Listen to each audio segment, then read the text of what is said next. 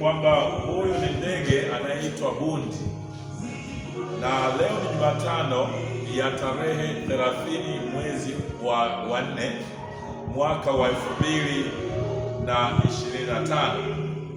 Tumetoka kwenye maombi ya saa 11 mpaka saa 1 kamili usiku, na maombi haya yalikuwa maombi makubwa ya vita.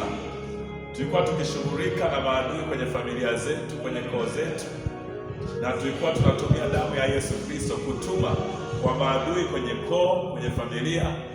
Na baada ya kuhitimisha maombi, hiki ndicho ambacho kimetokea. Mara bundi huyo akatokea na viongozi wakamshughulikia. Nadhani wengine hawamepigwa fimbo zao, lakini wamempiga.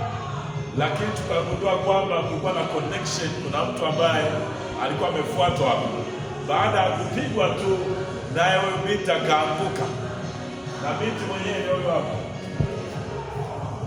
Huyo ndiye binti ambaye baada ya bundi kupigwa, na yeye dakika ile akaanguka chini na akawa analia kama bundi. Kumbe hawa ni maadui kwenye ukoo ambao walikuja kumtembelea kupitia nani? Bundi. Alipopigwa, ishara ikatokea kwa binti. Hii ni ishara kwamba iko nguvu ya maombi, na Mungu tunayemwabudu kanisa hili ni Mungu halisi. Sijajua unateseka na nini uko uliko, lakini uchawi wowote unaokutesa katika familia, katika ukoo wenu, njoo kwa Nabii Mwamba Peramiho uje ufunguliwe.